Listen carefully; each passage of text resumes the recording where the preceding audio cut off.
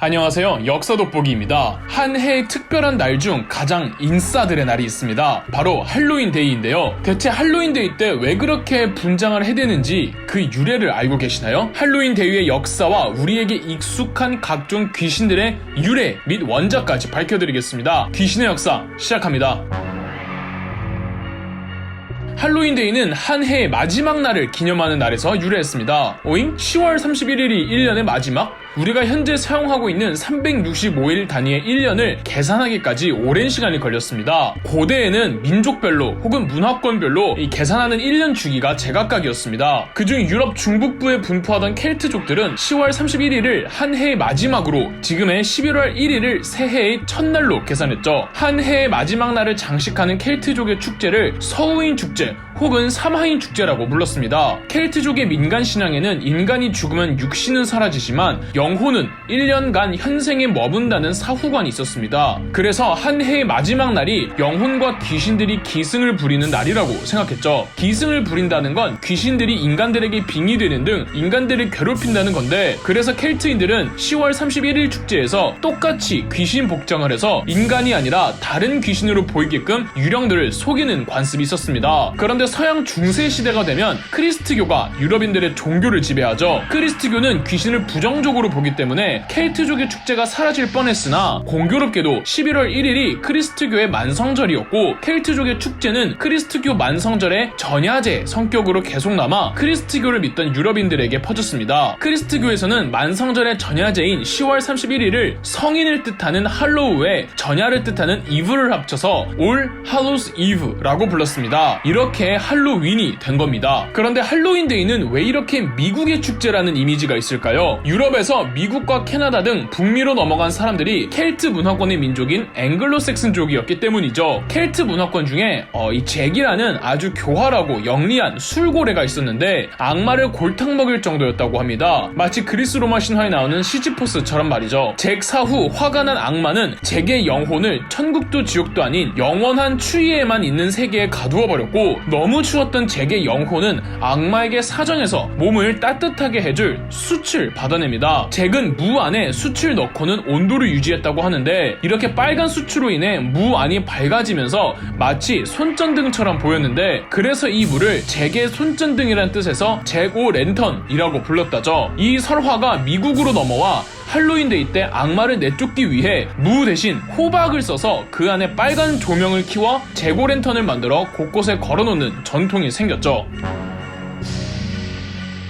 먼저 소개해드릴 귀신은 뱀파이어입니다. 여러분, 뱀파이어와 드라큘라의 차이점을 아시나요? 뱀파이어는 흡혈귀 그 자체를 의미하는 보통 명사로 흡혈을 하는 귀신 혹은 악마 그 종족을 통칭하는 단어입니다. 어원은 세르비아에서 유래했다는 설이 가장 지배적입니다. 드라큘라는 사람 이름으로 그런 뱀파이어 중 한 명인 거죠. 19세기 영국의 소설가 브램 스토커가 뱀파이어인 드라큘라 백제를 주인공으로 한 호러 소설을 썼는데, 이 호러 소설이 대박이 나고 각종 2차 창작물로 소환되면서 뱀파이어와 드라큘라 백작을 거의 동일시하게 될 정도가 됐죠. 그래서 드라큘라 백작하면 뭔가 이 뱀파이어 중에서 남성으로 성적이고 깔끔하게 차려입어 여성 캐릭터들을 유혹해 피를 빨아먹는 옴무파텔 이미지가 강하죠. 더불어 작중 드라큘라 백작이 사는 곳이 동유럽이라 뭔가 동유럽 하면 귀신이 나올 것 같은 이미지를 만든 장본인도 소설 드라큘라의 드라큘라 백작 때문입니다. 당연하게도 드라큘라는 이미 죽은 존재이며 밤마다 활동해 피를 수혈하는 존재로 언제나 관에서만 자며 능력으로는 쥐, 박쥐, 늑대 등 음습하고 어둠 속의 동물들을 다룰 수가 있습니다. 더불어 이 드라큘라에게 목을 물려 피를 빨리게 된 사람 또한 뱀파이어가 되어버리죠. 유일한 약점은 빛이라서 낮에 활동을 하지 못하는 거죠. 이런 전형적인 뱀파이어 클리셰들을 만든 게 소설 드라큘라입니다. 드라큘라처럼 남성적으로 섹시하고 댄디하고 깔끔한 존재로서의 뱀파이어가 있다면 노스페라투처럼 기괴하고 괴물 같고 그로테스크한 계열의 뱀파이어도 있습니다. 드라큘라를 영화화하려고 했으나 판권을 구입하지 못한 독일의 영화감독 무르나우가 드라큘라 대신으로 완전히 다른 이미지의 뱀파이어 캐릭터를 창조해내죠. 이 노스페라투는 흉측한 얼굴에 대머리이고 사람들로부터 혐오감만 주기에 드라큘라 백족과는 달리 몰래몰래 숨어 사는 존재이죠. 드라큘라든 노스페라투든 흡혈을 하는 뱀파이어들은 피를 빨아먹는다는 속성 때문에 늘 성적인 이미지로 소비되고 있답니다.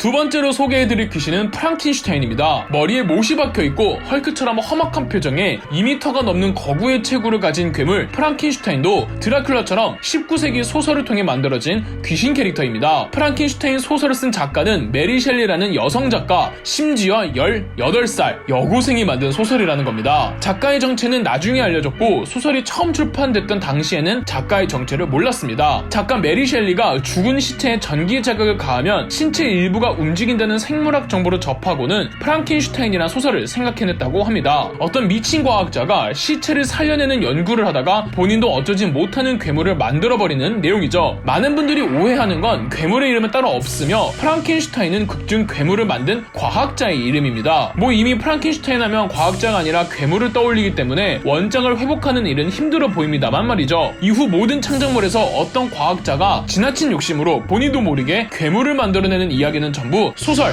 프랑켄슈타인의 영향을 받았다고 보시면 됩니다. 물론 일반적으로 알려진 프랑켄슈타인의 외모는 프랑켄슈타인을 영화화한 수많은 영화들에서 만들어낸 이미지입니다. 프랑켄슈타인의 괴물은 엄청난 신체 능력을 발휘할 수 있는 괴력은 물론이고 편견과 다르게 굉장히 명석한 두뇌를 가지고 있어서 수많은 지식들을 가지고 있으며 심지어 처음에는 착한 심성을 가지고 있었다고 합니다. 하지만 흉측한 외모 때문에 인간들이 프랑켄슈타인을 멀리하며 프랑켄슈타인은 진짜 괴물이 되어가죠. 이 줄거리만 봐도 정말 많은 영화들의 숱한 캐릭터들이 생각이 나죠.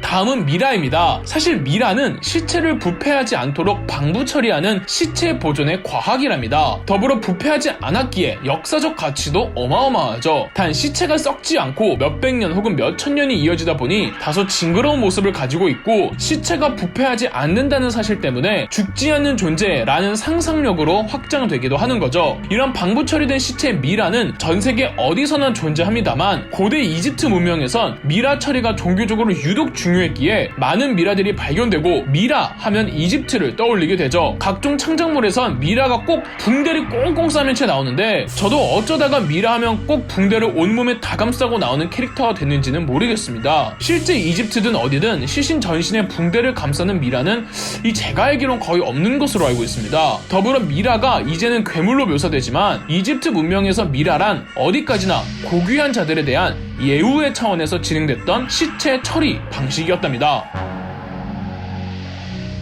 다음은 동양으로 와보겠습니다. 중국의 강시입니다. 서양에 좀비가 있다면 동양엔 강시가 있죠. 강시는 죽은 시체에 부적을 붙여 몸만 움직이게 되는 존재들을 말합니다. 청나라 시대에 전쟁이 많던 시기 죽은 아군들의 시체를 전장 한복판에 외롭게 둘 수가 없던 차에 요술을 부리는 영술사들이 종이에 한자로 주문을 쓰는 부적을 이마에 붙여 몸만 움직일 수 있게 해서 고향으로 보냈다고 합니다. 실제 창작물에서 묘사되는 강시들은 대부분 청나라 만주족의 옷들을 입고 있죠. 물론 어디까지나 설에 불과하니 재미로만 이해해주세요. 그런데 이 실제로 청나라 시절 죽은 시체들을 대나무로 엮어 본국으로 송환 뒤 고향 땅에 묻어주기도 했다고는 합니다. 그걸 본 중국인들이 엮인 시체들이 마치 살아서 움직이는 것 같다고 그런 좀비 같은 존재의 강시 전설을 만들었다고 하네요. 참고로 강시가 맨날 두 팔을 들고 콩콩 뛰어다니잖아요. 홍콩에선 시신을 가로로 눕히지 않고 종종 세워서 매장한다고 하네요. 그리고 무협 영화의 자장이 너무 커서 그런 이미지가 만들어진 듯합니다. 강시는 부적에 의해 되살아났기 때문에 부적을 떼거나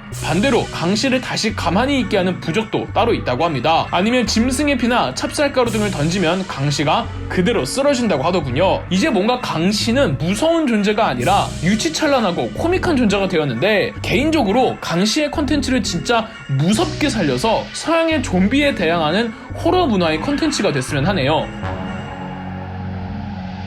마지막으로 소개해드릴 귀신은 중동 아랍 문화권입니다. 바로 구울인데요. 사람을 잡아먹는 괴물입니다. 그래서 피를 빨아먹는 흡혈귀처럼 식사귀라고 부른다고 하네요. 본디 중동 문화권에서 전해지는 구울은 사람의 형태보다는 짐승에 가까운 괴물의 일종이죠. 힘은 무지막지하게 강하고 하늘을 날 수도 있으며 다른 평범한 짐승들로 변신도 가능하다고 하네요. 더불어 생존력도 남달라서 피부 조직 일부만도 살아서 여러 생물체들을 감염시키는 능력도 있다네요. 심지어 구울은 암수도 따로 있다고 합니다. 이렇게 다소 클래식한 귀신들을 소개해드렸는데 혹시 이 외에도 더 다양하고 더 무서운 귀신, 언데드, 괴물들의 존재를 아신다면 댓글로 달아주세요. 이 무서운 이야기를 하면 귀신들이 온다는데 혹시 지금 거울 한번 보셔보겠어요? 그럼 역사 돋보기였습니다.